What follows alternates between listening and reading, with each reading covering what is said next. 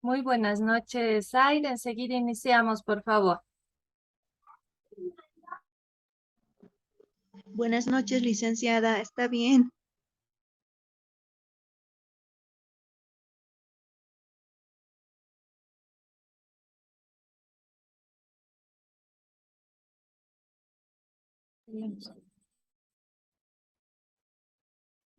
Muy bien, muy buenas noches, Aida. A través de usted también buenas noches a todos los compañeros que se van a ir integrando. Agradecerle y felicitarle por la puntualidad. Veamos, esperemos que en esta clase estén ya más presentes. He recorrido un poco el horario, considerando que en el primer módulo los grupos asistían de mejor forma en la noche, ¿no? Muy bien, bienvenida también a Lourdes y vamos a iniciar con Buenas las noches. dos. Buenas noches, Lourdes, también. Espero que hayan pasado las dos un lindo sábado y que mañana también tengan un hermoso domingo haciendo sus tareas, pero también disfrutando en familia. Muy bien, entonces considerando que ya estamos grabando la clase, considerando también que tenemos un tiempo limitado en Zoom, vamos a iniciar esta tercera semana y vamos a irnos directamente a lo que es la plataforma. Si me permiten, voy a compartir pantalla, porque no estoy viendo. Un momentito, por favor, espérenme. Oh, un momento.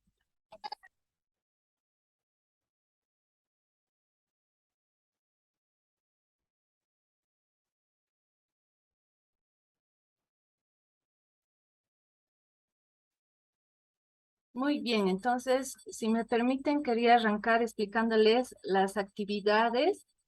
Esto voy a recorrer un poco. Ya. Las actividades de la semana 3. Aquí estoy en plataforma, directamente voy a explicar de ahí. Entonces, perdón, estamos en la semana 3, que inicia hoy, ¿no? Hasta el 4 de septiembre. Entonces, al igual que en las otras semanas, que en el primer módulo y este segundo módulo, ustedes van a encontrar las orientaciones didácticas, tanto de la semana como tal, pero también del producto académico de transformación, que es el producto que ustedes van a presentar al final del diplomado y se lo está trabajando de manera transversal a lo largo de las semanas. Muy bien. Entonces, vamos a ver esto. Ustedes aquí ya tienen. Muy bien. Entonces, tienen el foro académico, ¿sí? Tienen que realizar el foro académico. Está para subir la actividad 2, que es un mapa mental, pero también, como en la anterior semana, ustedes tienen la actividad 3, que es la presentación de las actividades 1 y 2 corregidas. Entonces, me voy a ir precisamente a abrir esto rápidamente. Ustedes ya lo tienen. A ver, vamos a ver cómo bajo esto.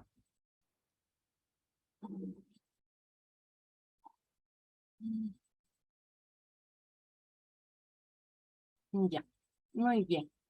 Entonces, en las orientaciones didácticas de la semana 3, unidad temática 3, tienen el foro en donde tienen que visualizar, como indica un video, ahí les colocan el enlace. Y lo que tienen que hacer es identificar los puntos más importantes de la conferencia y realizar una reflexión, ¿sí?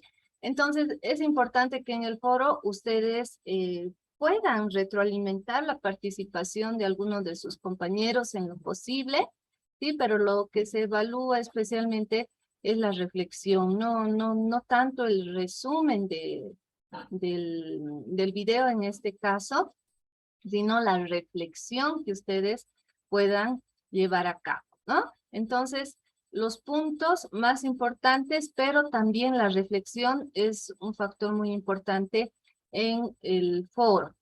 Eso con relación a la primera actividad.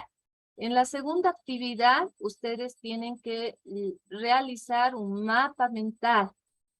En base a lo avanzado en el tema 3, realizar un mapa mental didáctico, indica, ¿no? Entonces, en algunas ocasiones se les ha dado la posibilidad de elegir entre mapa conceptual o mapa mental. En este caso, en la consigna se establece claramente mapa mental. Entonces, por favor, revisen también el libro que les envié de mapa mental, ya que si bien algunos tienen muy clara la estructura de un mapa mental, en qué consiste, otros aún están confundiendo el mapa mental, por ejemplo, con el mapa conceptual, que son dos cosas distintas, ¿ya? Entonces, un mapa mental en base a lo que precisamente vamos a avanzar hoy, que es el tema 3 del módulo 2, y que tienen también ustedes a mucho más detalle en el texto académico. Eso con relación a las actividades, ¿no? Que son propias de esta semana 3. Y me voy a ir a plataforma, voy a abrir las orientaciones para el producto académico de transformación. Indica que deberán presentar las actividades 1 y 2 corregidas, ¿no? Entonces, en la semana 1 a todos se les ha hecho una retroalimentación de los aspectos que estaban bien y mal, de aquello que tenían que mejorar en su trabajo con relación al producto académico de transformación. Lo que vayan a entregar hasta mañana de la semana 2, ¿no? Porque hasta mañana es el plazo. Entonces, eso también voy a revisar y se les va a hacer una retroalimentación. Entonces, en base a esa revisión, a esa retroalimentación que les hice la anterior semana y de los trabajos que voy a hacer, que presenten hasta mañana, ustedes en la semana 3 tienen que presentar ya mejorados estos trabajos, ¿no? Como les mandaba el video, se han presentado, por ejemplo, fotografías de una hora cívica que no correspondía a la planificación del módulo 1, ahora ya sus fotografías ya muy pertinentes en torno a la reflexión que hizo la comunidad, círculos de reflexión, todas las estrategias que ustedes pudieran haber planificado, pero tiene que haber una coherencia ahí. Y mejor si es en el formato APA, porque eso también se va a calificar, ¿ya? Entonces ya en este punto deberían entregar, ya se les está dando esa oportunidad de poder subsanar todas aquellas falencias, que es lo más normal, ¿no? Es lo más normal en un proceso de aprendizaje, en un proceso de construcción de su PAT, tener algunas lagunas, tener algunas dificultades, pero con la retroalimentación que se les ha hecho, algunos de ustedes me han indicado que ya ha quedado mucho más claro y el video también. Muy bien, entonces no se olviden entregar con su carátula respectiva y también con nominando el documento de esta forma, ¿no? Actividad 3 corregida, y en el caso de Angélica Choque, por ejemplo, Choque Angélica. Es importante que sigan esto porque vamos bajando los documentos, ¿no? Y vamos registrando también. Y la carátula, por favor, no se olviden. Esa es su tarea. Es decir, que tienen que presentar esto nuevamente ya bien trabajado, tanto de la semana 2 como de la semana 1. ¿Ya?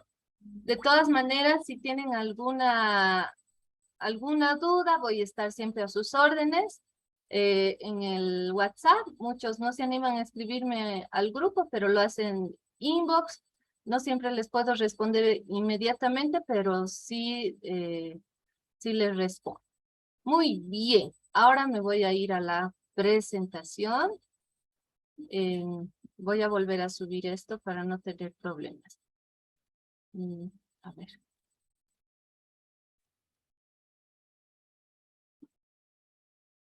Muy bien, lo voy a dejar acá.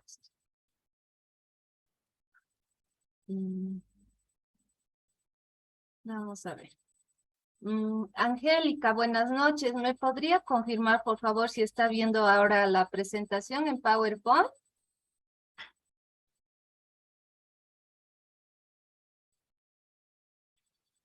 Angélica. Elizabeth, buenas noches. Ah, Angélica, Licenciada, buenas noches, Angélica.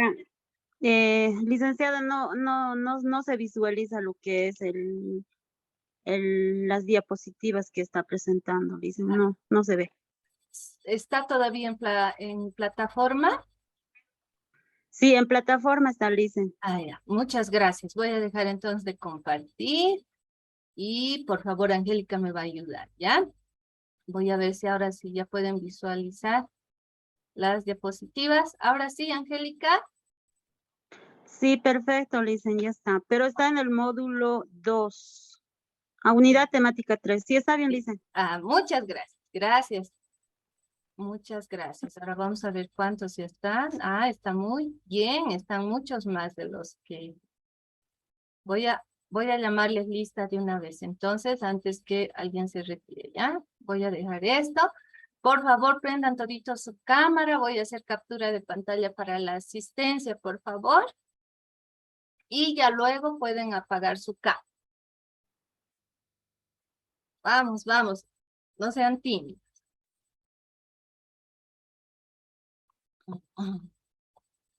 A ver, eso, Angélica, la primera valiente, muy bien. ¿Cómo está? Buenas noches, Elizabeth.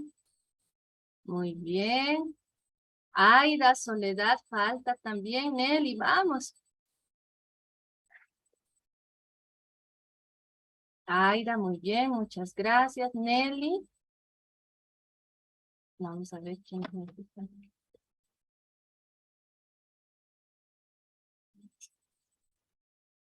Eso, muy bien. Los únicos que faltan son Soledad y Nelly. Vamos, por favor. Tenemos a un compañero que dice Tecnocamon 16. ¿Cómo se llama, por favor? ¿O compañera?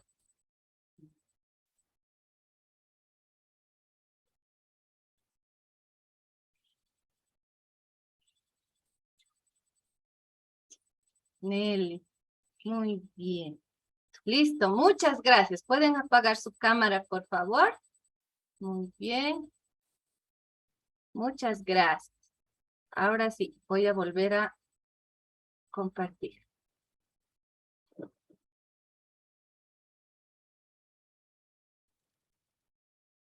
Así vamos a trabajar mejor.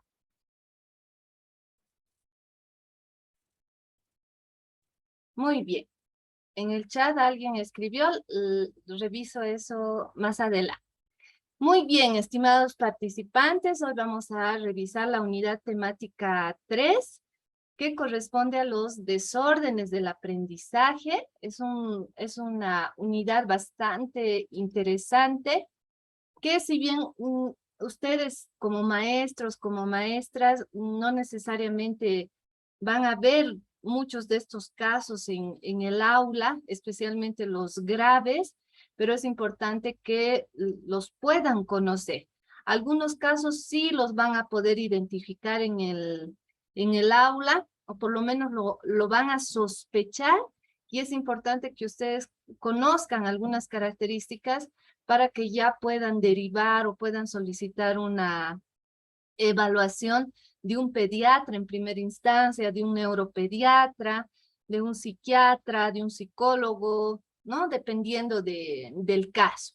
Entonces, en esta unidad, lo que se va a revisar, vamos a ver, esto está perjudicando, ya.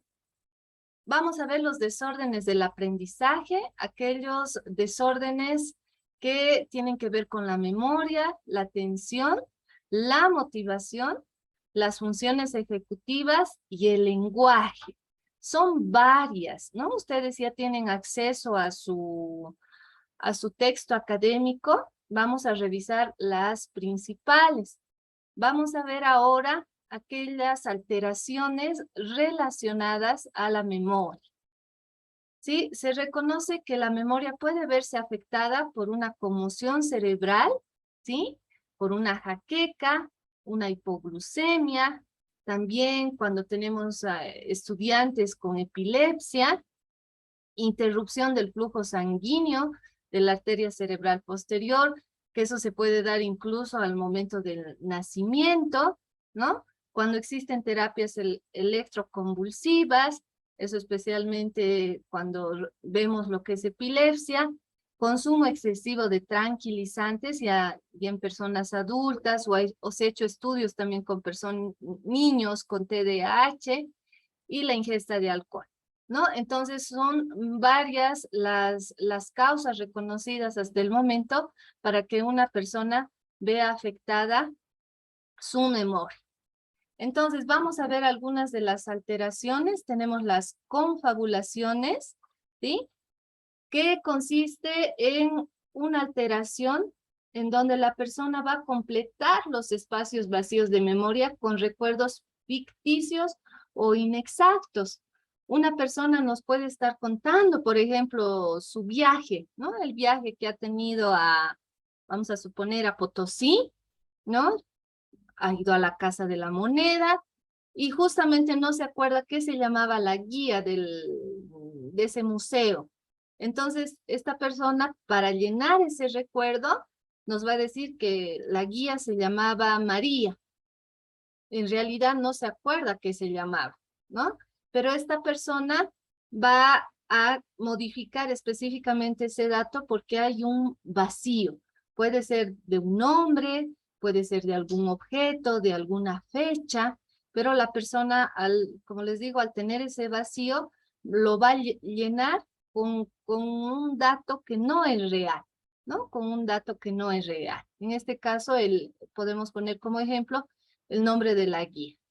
Tenemos también las intrusiones, que consisten en recuerdos falsos dentro de recuerdos verdaderos, ¿no? Tiene una relación con la anterior, pero es diferente. Aquí la persona puede estarse acordando de, no sé, una hora cívica, por ejemplo, del Día del Maestro, si es que tuviera la profesora, vamos a suponer esta alteración, esta maestra se podría acordar de una hora cívica del Día del Maestro, ¿no? Pero en esa hora cívica vamos a suponer que los padres de familia no le han regalado un televisor, pero la persona, ¿no? En todo su relato, contando a un familiar o a un amigo después de unos años, le dice, y en esa hora cívica me regalaron este refrigerador, ¿no? Entonces, no es que la persona miente a propósito, eso tenemos que tener mucho cuidado, no es que está mintiendo intencionalmente, no, esa persona está contando ese recuerdo de la hora cívica y está contando que los profesores le regalaron, que los papás, perdón, que los padres de familia le regalaron un refrigerador, pero lo está contando realmente como si fuera cierto, ¿sí? Es una verdad para esa persona. Tenemos también las demencias que tienen que ver con el deterioro de los diversos sistemas de la memoria, ¿no? Tenemos esto especialmente cuando son las personas de la tercera edad. No necesariamente una persona de la tercera edad va a tener una demencia y por eso se trabaja mucho en la prevención, ¿no? Que la persona a lo largo que pasan los años siempre tenga una actividad, siempre pueda leer, de las diferentes actividades. Esto que está molestando. A ver. Perdón, voy a retroceder. Muy bien, entonces les decía que se trabaja mucho en lo que es la prevención de las demencias. Precisamente el hecho de que las personas llenen crucigramas, ¿no? No hacer que las personas adultas mayores estén todo el día frente al televisor o estén solas. Les ayuda mucho contar lo que han hecho en el día, ¿no? Entonces, esto de las demencias se asocia mucho a la tercera edad, pero no es necesariamente que se va a dar. Mucho va a depender de la actividad de estas personas. Las agnosias. La agnosia se refiere a la incapacidad de reconocer objetos, personas, sonidos, etcétera. Tiene de base un daño cerebral, hay una lesión, ¿no? Vamos a ver diferentes agnosias. Tenemos la simultagnosia. Ahí se los ponía un dibujito de lápices. Una persona con simultagnosia va a ser capaz, cuando le presenten este estímulo, solo de decir, veo un lápiz amarillo, por ejemplo, ¿no? No va a decir, veo un lápiz lila, un lápiz rojo y un lápiz amarillo. No puede ver simultáneamente varios objetos en simultagnosia, ¿no? Entonces la persona, cuando le presenten esto, dirá, veo un lápiz amarillo, por ejemplo. ¿Ah? Muy bien, pasemos a otra agnosia, las agnosias asociativas. En estas agnosias asociativas tenemos, por ejemplo, la prosopagnosia. Estas personas no reconocen, ¿no?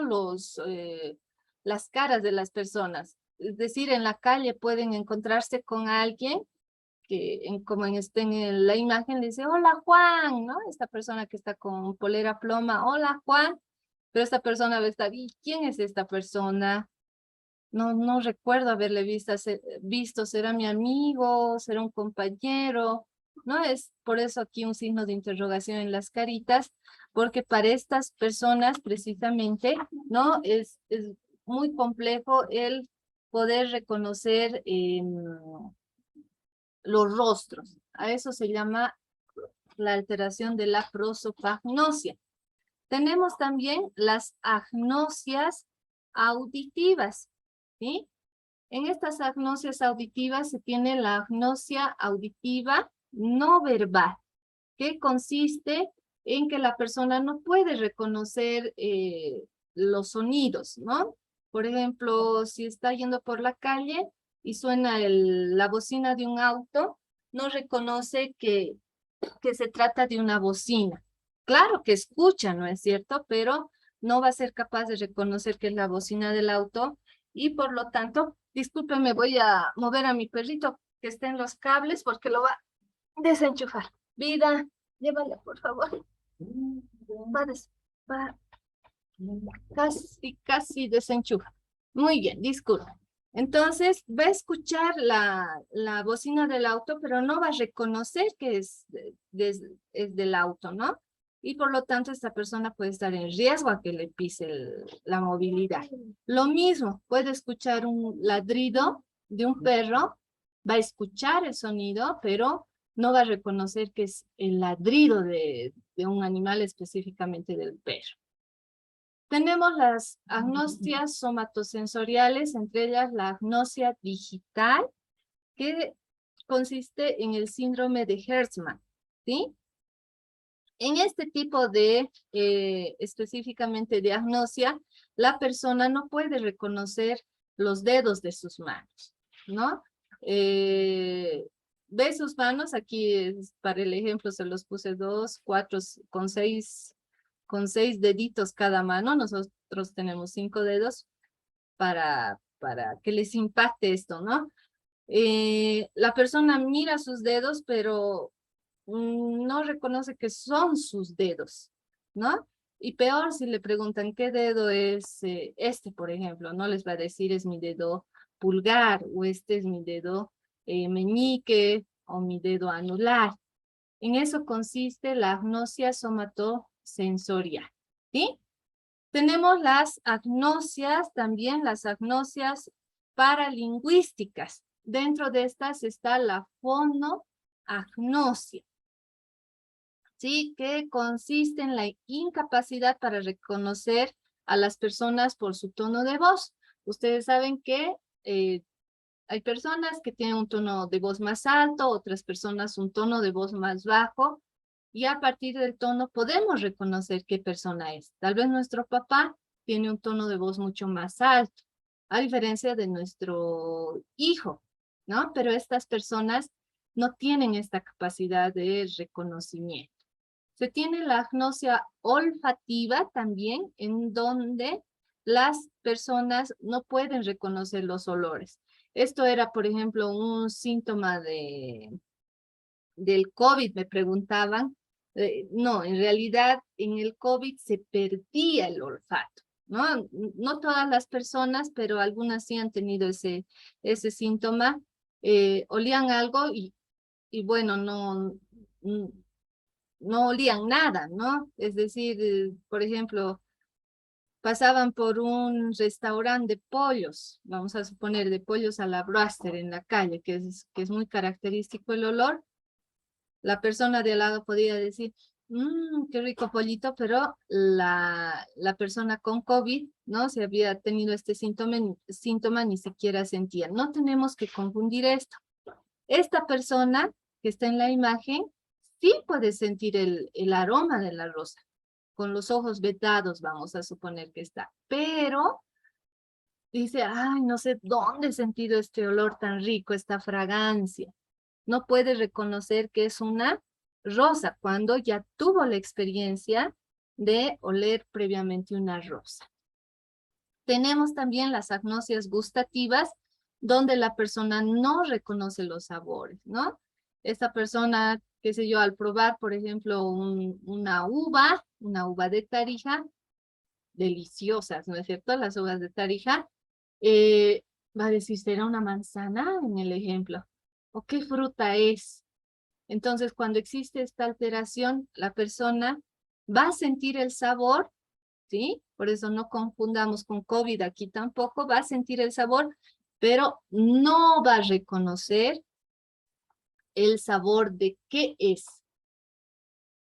Tenemos la agnosia visual, que consiste en la dificultad para identificar y reconocer objetos, ¿no? Le van a presentar a la persona esta manzana, por ejemplo, y la persona no va a ser capaz de decir es una manzana. Obviamente, para hacer la evaluación de estas alteraciones tenemos que presentar estímulos que la persona ha tenido ya un contacto, que tiene experiencia. Ya, muy bien. Vamos, agnosias especiales. Tenemos entre ellas la anosognosia, ¿no? Por el tiempo no les estoy explicando todas, pero es importante que revisen el texto académico. Muy bien, ¿esta en qué consiste? En la falta de conciencia de que existe un déficit o la falta de conocimiento de un déficit. Es decir, le vamos a decir a la persona, te ha saludado en la calle tu padrino y dice que no le has respondido. Debes tener algún problema, ¿no? Además, tal vez incluso ya hay hasta un diagnóstico de un neurólogo y la persona dice, no, yo no tengo ningún problema. Yo realmente a esa persona no le conocí. Y sacan la fotografía del matrimonio y le dicen, mira, pero aquí está, es tu padrino de matrimonio. No, es que no, yo no me he encontrado con mi padrino, yo no tengo ningún problema. Entonces la persona niega, ¿no? La persona niega que tiene algún problema. Incluso, como les digo, a pesar de que exista ya un diagnóstico. Ahora vamos a ver amnesias. Tenemos la amnesia retrógrada, ¿no? Que en el texto académico existe un error y es importante citar este error, ¿no? Se van a fijar, por favor, en la definición de amnesia retrógrada. En realidad, lo correcto es que la amnesia retrógrada, ¿sí? Vamos a poner aquí, sí, una X. Consiste en la dificultad, ¿sí? De recuperar recuerdos antes, ya tenemos 10 minutos, recuperar recuerdos antes del hecho que ha generado una lesión, ¿sí? Entonces yo se los ponía aquí un accidente de tránsito. Uno de estos jóvenes estaba pues antes de este accidente en una fiesta. Estaban consumiendo bebidas y justamente uno de ellos, vamos a poner como ejemplo, condujo el auto en donde hubo un grave accidente. Miren cómo ha quedado. Y a partir de eso, esa persona tiene una amnesia, pero específicamente una amnesia retrógrada. ¿Por qué? Porque él va a ser incapaz de recordar no necesariamente todo, en algunos casos sí, sí es todo, cuando ya es grave no recuerdan nada de lo que pasó antes de ese accidente. O no recuerdan, no, algunos eventos inmediatos antes del accidente, ¿no? O eventos con un periodo específico, tal vez no recuerdan lo que pasó hace un año, antes del accidente, ¿sí? En algunos casos nunca más van a recuperar esos recuerdos, ¿no? En otros casos sí los recuperan. Existen testimonios muy interesantes al respecto, pero en general esa amnesia retrógrada consiste en eso. Se va a olvidar la persona, ¿no? De los recuerdos, no siempre en su totalidad, de los recuerdos antes de la lesión. En este caso, antes del accidente que generó esa lesión, ¿sí? Tenemos luego otra amnesia muy interesante que es la amnesia anterógrada. Ah, tenemos aquí el mismo accidente para que comparen y comprendan mejor, pero en este caso, la persona no se va a poder acordar eventos que suceden después del accidente, donde ha tenido la lesión cerebral. En este accidente automovilístico, la persona ha tenido una lesión y por tanto tiene amnesia. Y en el hospital ya, vamos a poner como ejemplo aquí, le curan las heridas, etcétera, ¿no? La primera vez le cura a esta enfermera, esta persona responde muy bien, y la segunda vez que le atiende, le dice, ¿cómo se llama? Y la enfermera le va a decir, ah, me llamo María. ¿No recuerda? Ya le curé ayer. No, no recuerdo, le va a decir, ¿no? O sea, para esta persona, cuando tiene amnesia anterógrada, no va a poder recuperar los recuerdos que va a ir ya teniendo después del evento en donde va a haber la lesión. Entonces, retrógrada antes, como retrospectiva nos vamos a acordar, ¿sí? Amnesia retrógrada antes y anterógrada después. Tenemos también la amnesia en las demencias, que también es importante considerar esto. Cuando uno habla con un adulto mayor, por ejemplo, eso me pasaba a mí con mi abuelita, le preguntaba, mi abuelita falleció hace un año, de 94 años, o 93 o 94. Y le decía, abuelita, ¿qué has almorzado hoy día? Y les estoy hablando de la hora del té, ¿no? No me acuerdo, decía. Entonces, estas personas, no muchas de estas personas ya adultas mayores, si les preguntas, por ejemplo, ¿y me puedes contar cómo le has conocido a mi abuelo, por ejemplo? Sigamos con el ejemplo de mi abuelita.